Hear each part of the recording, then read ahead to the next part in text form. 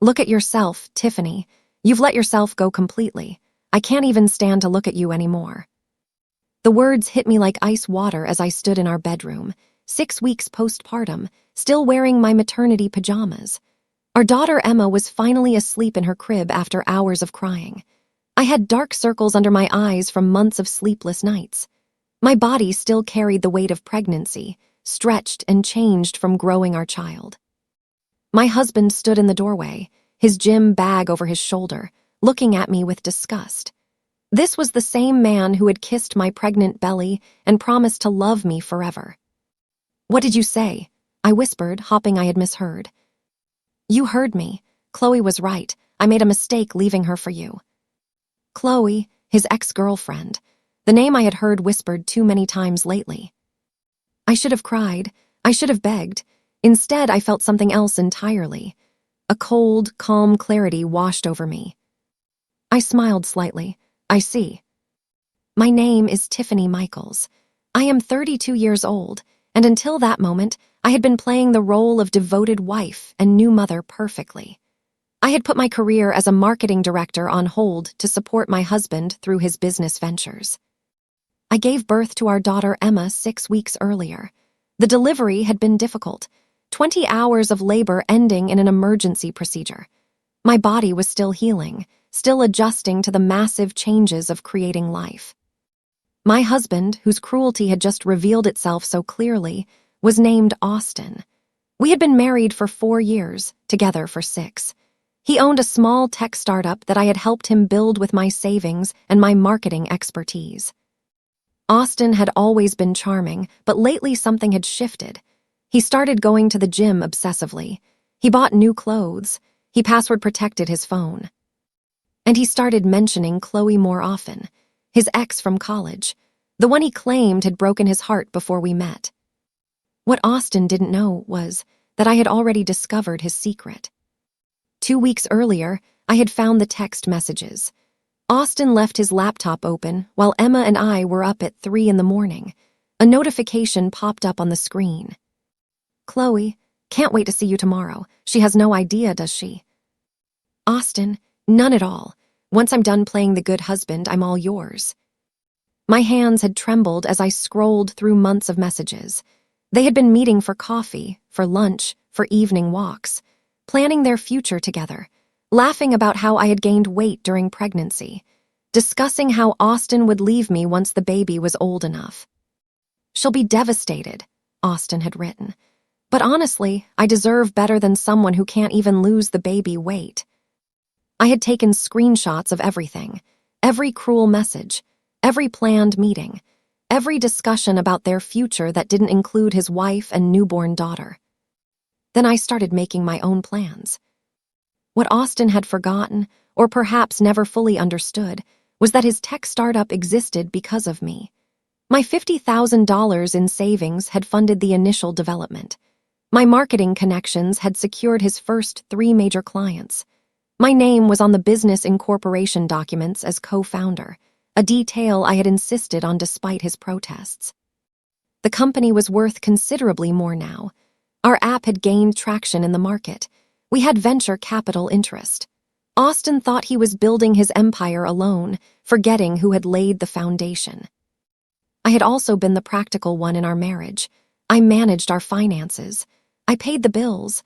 I knew exactly where every dollar went, including the money Austin had been spending on expensive dinners with Chloe. The hotel rooms he claimed were business trips, the jewelry purchases that never made it home to me. I had documented everything carefully: bank statements, credit card receipts, GPS data from his phone that I had quietly accessed using our shared family account. While Austin thought I was too exhausted from motherhood to notice his betrayal, I was building my case. The morning after his cruel declaration, Austin packed a bag while I fed Emma her bottle. He moved around the bedroom with careless confidence, assuming I would sit and cry and beg him to stay. "I'm going to stay with a friend for a few days," he announced. "Give you time to process this. We'll talk about arrangements later." "Arrangements?" I asked calmly, not looking up from our daughter. "For the divorce, for Emma, for the house. Don't worry, I'll be fair." Fair, the word almost made me laugh. The house that my grandmother had left me. The business that my money had built. The life that my sacrifices had created. And he would be fair. Of course, I said simply. Take your time. He paused, seeming confused by my lack of reaction. He had expected tears, drama, desperate pleas. Instead, I was feeding our daughter and scrolling through my phone with my free hand. "You're really not going to fight for us?" he asked, sounding almost disappointed. I looked up then, meeting his eyes. "You already made your choice, Austin. I'm just respecting it." He left 20 minutes later. The moment his car pulled out of the driveway, I made my first phone call. "Catherine speaking." Catherine Hayes was the best divorce attorney in our city. I had contacted her 3 days after discovering Austin's messages, before he even knew I was aware of his betrayal. "He just left," I told her. "He said the words himself, called me fat and ugly, admitted he was going back to Chloe. I have it recorded." "Perfect," Catherine replied. I could hear the satisfaction in her voice. The voice-activated recorder in the bedroom worked perfectly then. That gives us everything we need. His verbal abuse, his admission of the affair, his intention to abandon his family. "What's next?" I asked, watching Emma's tiny fingers curl around my thumb. "I'm filing the papers today. He'll be served tomorrow at his office. By the time he realizes what's happening, all joint accounts will be frozen. We've already prepared the emergency custody order based on his abandonment, and the business evaluation is complete." I had been planning this for 2 weeks, every detail carefully orchestrated. While Austin plotted his exit, I had been 3 steps ahead. "And the other matter?" I asked quietly. "The investigator found everything. Chloe's not quite what she seems. Wait until Austin finds out who he's really running back to." That afternoon, my sister Amanda arrived to help with Emma. She was the only person I had told about everything. She pulled me into a fierce hug the moment she walked through the door. "I still can't believe he said those things to you," she said, anger flashing in her eyes. 6 weeks postpartum, you just gave birth to his child." "Believe it," I replied, bouncing Emma gently. "But he has no idea what's coming." Amanda grinned. "The same Tiffany who graduated top of her class in business school, the one who built marketing campaigns that went viral. He really thought you'd just roll over." "He thought I was too tired and too destroyed to fight back," I said. "He underestimated me completely." My phone buzzed. A text from Catherine. "Papers filed. Server scheduled for 10 a.m. tomorrow at his office. Media statement ready to go once he's served. Your move." I had one more call to make. I dialed the number for our largest investor, a woman named Brenda Cortez, who had backed Austin's startup with $200,000 6 months ago. "Brenda, it's Tiffany. We need to talk about Austin and the company. There's something you need to know." The next morning, Austin was served with divorce papers in front of his entire office staff. According to my source there, his face had gone completely white as he read the documents. The papers outlined everything. The business assets I was claiming as co-founder. The house that was solely in my name from my inheritance. Full custody of Emma based on his voluntary abandonment. And a detailed account of his affair with Chloe, complete with dates, locations, and expenses. He called me immediately, his voice shaking with rage. "What the hell is this, Tiffany? You can't just claim half my company." "Our company," I corrected calmly. "Check the incorporation documents. My name is right there as co-founder. My money started it. My contacts built it. You just forgot that part." "This is insane. You're being vindictive." "I'm being accurate. Everything in those papers is documented fact, unlike your business trips that were actually hotel rooms with Chloe." Silence on the other end. Then, "How did you know?" "I've known for 2 weeks, Austin. While you were planning your exit, I was planning mine. The difference is, I actually thought things through." By noon, Austin had called 6 more times. I ignored each one. Catherine had advised me to let him panic, let him realize the full scope of what he had lost. My phone buzzed with a text from an unknown number. "You're going to regret this. Austin deserves better than a fat, jealous wife. Chloe, I had been expecting her to reach out eventually. I replied simply, "Tell Austin to check his email. Brenda sent him something interesting." What I knew, and what Austin was about to discover, was that Chloe had her own secrets. The private investigator I hired had been thorough. Chloe wasn't the successful marketing executive she claimed to be. She had been fired from her last 3 jobs for stealing client information. She had significant credit card debt, and she had a pattern of targeting men with money or businesses, moving in quickly, then disappearing once she had access to their accounts. Austin wasn't her first victim. He was just her latest mark. The investigator had found 2 previous men she had done this to. Both had lost significant amounts of money before realizing what was happening. I had sent all of this information to Brenda, who had immediately scheduled an emergency board meeting to discuss Austin's judgment and leadership. That evening, Amanda and I sat in my living room while Emma slept peacefully in her bassinet. My phone had been buzzing nonstop with messages from Austin, from his family, from mutual friends who had heard about the divorce filing. "His mother called me," Amanda said, shaking her head. "She wanted to know if this could all be a misunderstanding, if maybe you were just emotional from the hormones." I laughed bitterly. "Of course she did. What did you tell her?" "I told her that her son called you fat and ugly 6 weeks after you nearly died, giving birth to his child. I told her he'd been cheating for months.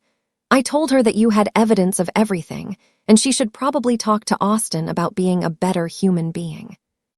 "How did she respond?" "She hung up on me, but she'll come around once she realizes what Austin really did." My phone rang again. This time it was Catherine. "Brenda just pulled her investment," she reported. "The board met this afternoon. Austin's been removed as CEO pending an investigation into his use of company funds for personal expenses. Apparently, those dinners with Chloe were charged to the company card." Everything was falling into place, even faster than I had planned. 3 days after Austin left, he showed up at the house. I watched through the window as he parked his car and sat there for several minutes, clearly gathering his courage. When he finally knocked, I opened the door with Emma in my arms. He looked terrible. His eyes were bloodshot, his clothes wrinkled. This wasn't the confident man who had walked out calling me ugly. "Can we talk?" he asked quietly. "You can say what you need to say from there," I replied, not inviting him in. "Tiffany, I made a mistake, a terrible mistake. I was stressed and stupid, and I said things I didn't mean." "You meant every word," I said calmly. "You've been planning this for months. The only mistake you made was underestimating me." "It's not what you think with Chloe. She's not who I thought she was." I almost smiled. "You mean you found out about her history, her pattern of targeting men with money, her debt, her criminal record for fraud in another state?" His face went pale. "You knew." "I know everything, Austin. I've known for weeks. While you were busy mocking my postpartum body with your ex, I was hearing investigators and lawyers and accountants." Austin gripped the doorframe like he needed the support to stay standing. "The company is falling apart. Brenda pulled her investment. The board wants me out. I could lose everything." "You already lost everything," I replied. "You just didn't realize it until now." "Please, Tiffany, we have a daughter, we have history. Can't we work this out?" "You should have thought about Emma before you abandoned her. You should have thought about our history before you planned your future with someone else." Emma stirred in my arms, making soft baby sounds. Austin's eyes filled with tears as he looked at her. "I want to see my daughter," he said. "You'll see her according to whatever custody arrangement the court decides," I told him. "Catherine will send you the proposed schedule. Supervised visits until we establish that you're stable." "Supervised? I'm her father." "You're the father who walked out on her when she was 6 weeks old, who called her mother fat and ugly, who spent money that should have gone to her future on hotel rooms with your ex. Yes, Austin, supervised." He started to argue, then seemed to deflate. "I really messed up, didn't I?" "Completely," I agreed. "Now please leave. Emma needs her nap and you're not welcome here." The next week brought a cascade of consequences for Austin. His story had leaked to local business circles, probably through Brenda's network. People were talking about the CEO who betrayed his wife weeks after she gave birth, who used company funds for an affair, who lost a major investor through his own poor judgment. 2 more investors pulled out of his startup. The board officially removed him as CEO and installed an interim leader. Austin was relegated to a basic developer position, stripped of his authority and his inflated salary. Meanwhile, I was meeting with my own lawyers about my stake in the company. As co-founder with documented financial contributions, I was entitled to significant equity. Catherine was negotiating an agreement that would give me ongoing royalties from the business I had helped build, even if I wasn't involved in daily operations. "They're trying to lowball you," Catherine reported during one of our meetings, "offering you $20,000 to walk away from your claims." "What's the company actually worth?" I asked. "With current valuation and investor interest, your stake is worth at least $300,000, potentially more if the app continues growing." I smiled. "Tell them I want my full equity stake plus immediate buyout at proper valuation, or I'll exercise my rights as co-founder to force a complete financial audit. Let's see how comfortable they are with that." Austin had forgotten that I wasn't just his betrayed wife. I was also his business partner. Chloe reached out again, this time calling from Austin's phone. I answered, curious about what she would say. "You've destroyed him," she said without preamble. "He's lost everything because you're a vindictive witch who can't accept that he didn't love you anymore." "Is that what he told you?" I asked, genuinely amused. "Did he mention that he used company money to wine and dine you, that he's under investigation for fraud, that 3 investors pulled out because of his judgment, not because of me?" "You leaked that information. You destroyed his reputation." "No, Chloe. Austin destroyed his own reputation. I just documented what he did. There's a difference." "He loves me. We're going to get through this together." I couldn't help but laugh. "Really? With what money? He's lost his CEO position, his salary has been cut by 70%, and he's about to owe me $300,000 for my business stake. How exactly is he going to support your lifestyle?" Silence on the other end. "Oh, he didn't tell you about that part," I continued. "Did he also forget to mention that I own the house, that every asset of value is in my name, that he's going to be living in a 1-bedroom apartment while paying child support?" The call ended abruptly. 2 weeks after Austin left, his mother finally reached out to me, not to defend him this way, but to apologize. "I had no idea what he'd done," Patricia said, her voice thick with emotion. "What he said to you, how he'd been planning this. He told us you were being unreasonable, that you'd changed after having the baby." "And you believed him without asking me," I pointed out. "I know, that was wrong. I'm so sorry, Tiffany. You nearly died bringing Emma into this world, and my son treated you like you were disposable." It was true. My delivery had been complicated, dangerous even. I'd hemorrhaged badly, spent 3 days in the hospital recovering. Austin had seemed concerned at the time, but apparently not concerned enough to stop planning his exit. "Can I see Emma?" Patricia asked. "I know I don't deserve it, but she's my granddaughter." I thought about it carefully. Patricia had always been kind to me before this. She had helped during my pregnancy, bought gifts for the baby, seemed genuinely excited about becoming a grandmother. "You can visit," I agreed. "But we're going to have clear boundaries about Austin. I won't have you defending his actions or making excuses for him around Emma." "I understand. Thank you, Tiffany." Catherine called with an update on the business negotiations. "They've agreed to your terms. Full buyout at proper valuation, paid in installments over 12 months, $320,000 total. Plus they're removing Austin entirely from the company within 60 days. "They're firing him?" I asked, surprised. "Essentially, they'll call it a mutual separation, but yes. The board decided he's too much of a liability. His judgment is questionable, and having him around reminds investors of the scandal. They're offering him a small severance to go quietly." Austin had built his entire identity around being a CEO, around being a successful tech entrepreneur. And now, because of his own choices, he was losing even that. What about the divorce proceedings? I asked.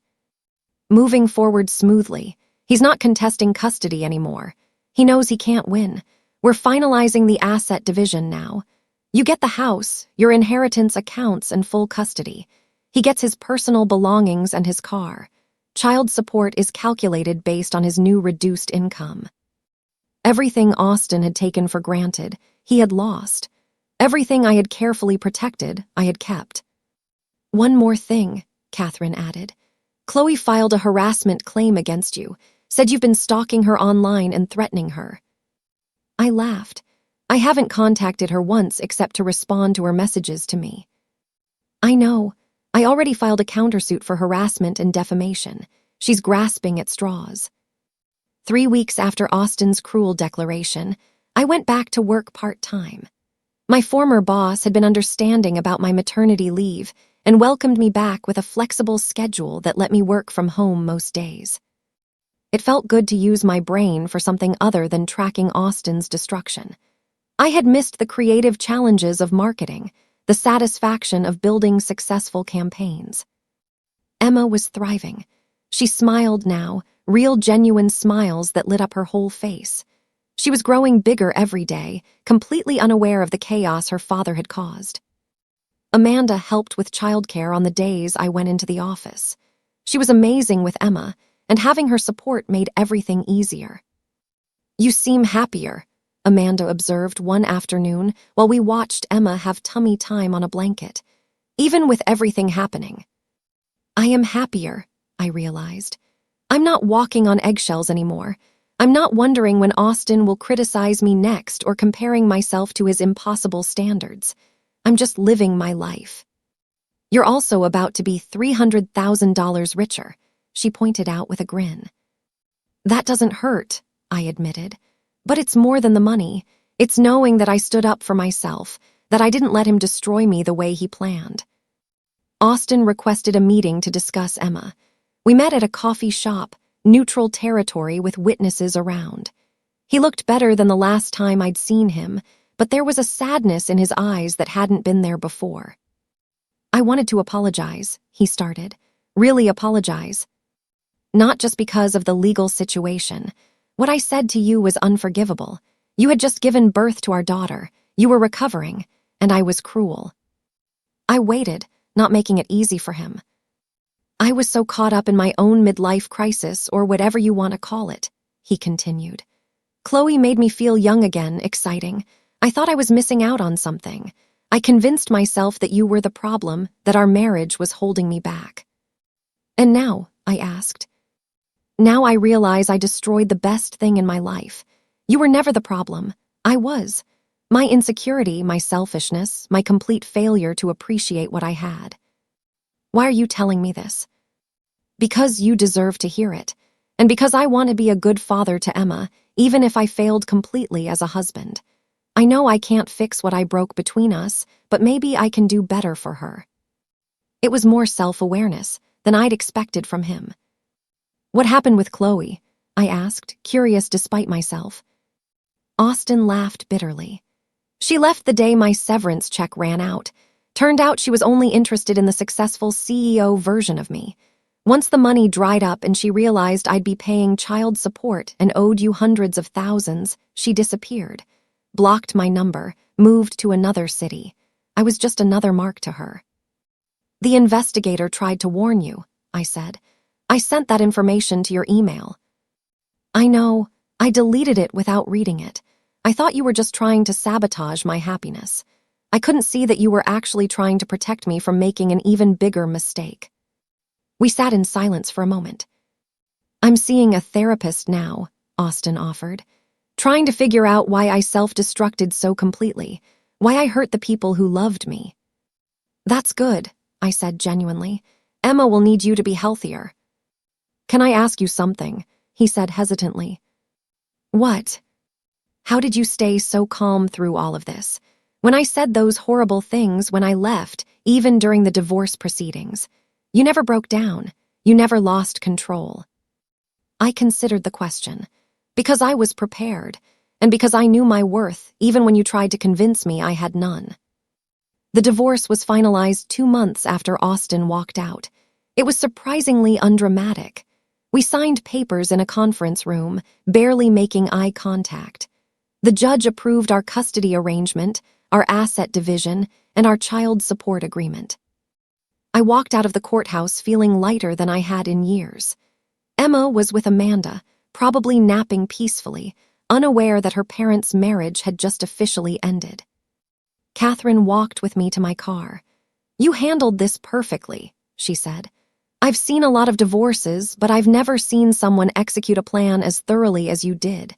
You protected yourself, your daughter, and your assets while maintaining your dignity throughout." "I learned from the best stories," I joked. "The ones about women who were underestimated and came out on top." "You're going to be one of those stories now," Catherine predicted. "The woman who turned her husband's cruelty into her comeback." That night, I celebrated quietly at home with Amanda and Emma. We ordered takeout, opened a bottle of wine for the adults, and toasted to new beginnings. "What's next for you?" Amanda asked. "I'm starting my own marketing consultancy," I revealed. "I've already signed 2 clients. I'm going to specialize in helping small businesses build their brands, work from home, set my own hours, be there for Emma." "Using the business skills Austin's company benefited from," Amanda grinned. "Exactly." 3 months post-divorce, my life had transformed completely. My consultancy was growing faster than expected. Apparently, word had spread about my successful marketing strategies, and small business owners were eager to work with me. The first installment of my business buyout had arrived, $60,000 that I immediately invested in secure accounts for Emma's future. Every month for the next year, more would come. Emma was 4 months old now, sleeping better, smiling constantly. She had Austin's eyes but my determination, I liked to think. She would grow up knowing that her mother had fought for both of them. Austin had settled into a regular visitation schedule. Every Saturday afternoon, he picked Emma up for a few hours. He was gentle with her, attentive, nothing like the man who had walked out weeks after her birth. Patricia visited weekly, usually bringing some impractical but adorable outfit for Emma. She never mentioned Austin unless I brought him up first, respecting the boundaries I'd set. One afternoon, while Emma napped, I found myself looking at the bedroom where Austin had said those cruel words. The room I'd stood in, exhausted and postpartum, hearing myself called fat and ugly by the man who had promised to love me forever. I had redecorated since then. New bedding, new curtains, made the space mine again. I ran into Chloe unexpectedly at a networking event downtown. She didn't see me at first, but I watched her work the room, laughing too loudly, touching arms too familiarly. She was targeting another man, I realized. Someone else with money or connections or something she could use. When she finally spotted me, her face went pale. She clearly hadn't expected to encounter me here, in professional spaces where I belonged. "Tiffany," she said stiffly. "Chloe," I replied coolly.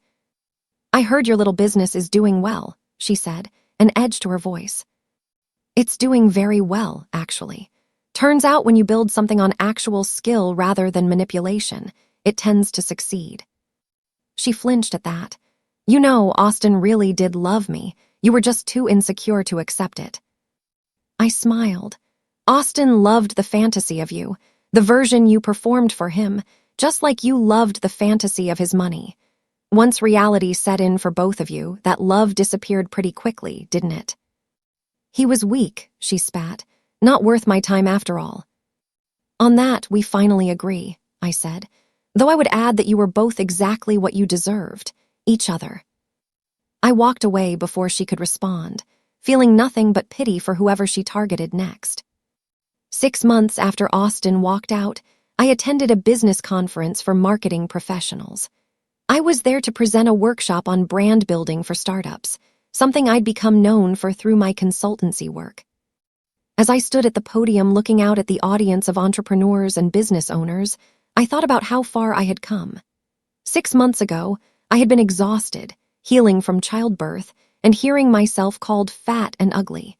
Today, I was a successful business owner being asked to share my expertise. After my presentation, several women approached me. They weren't asking about marketing strategies. They wanted to know about my story, about how I had rebuilt after my divorce. "I saw the articles about you," one woman admitted. "About how your husband betrayed you and you still came out ahead. How did you do it?" "I prepared," I told her honestly.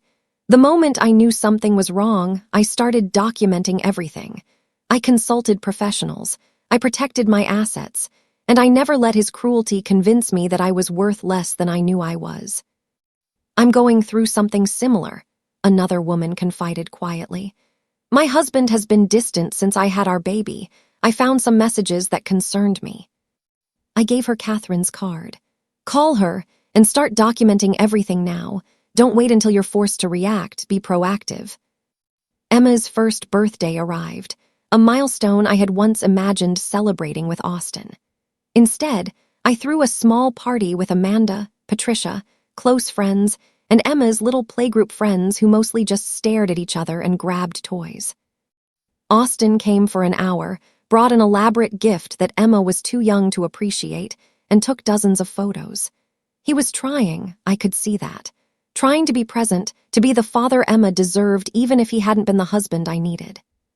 "She's beautiful," he said, watching Emma smash her tiny cake with delight. "You're doing an amazing job with her." "We're doing fine," I agreed. "I know this doesn't change anything," Austin said carefully, "but I really am sorry for all of it. You deserved so much better than what I gave you." "I know I did," I replied.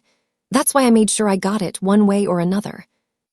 Later that night, after everyone had gone home and Emma was asleep surrounded by her new toys, I sat in the quiet house and reflected on the year that had passed.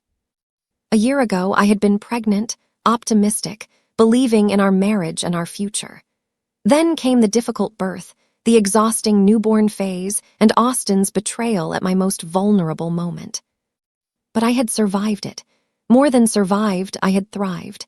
I had protected my daughter, built a successful business, and emerged stronger than before. Today, Emma is 15 months old. She's walking now, babbling in her own language, developing her personality. She's curious, determined, and fearless. Everything I hope she'll always be. My consultancy has grown beyond my initial expectations. I have more clients than I can handle alone, so I've hired 2 part-time contractors to help. The business Austin once dismissed as my little project now earns more than his developer salary. The final installment of my business buyout arrived last month.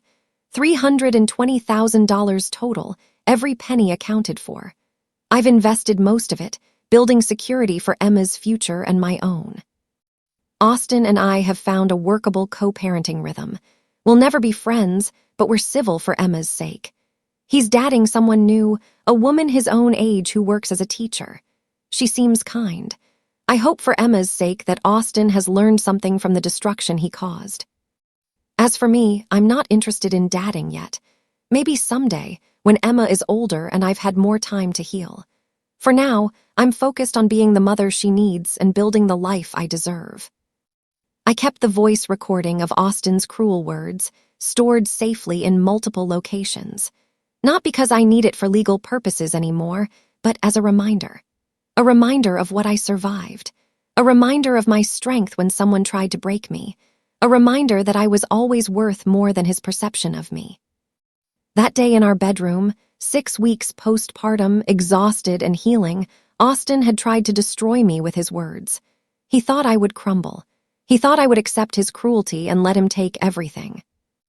Instead, I smiled, because I already knew exactly what I was going to do next. And what came next was my own victory, built on preparation, strength, and the unshakable knowledge of my own worth.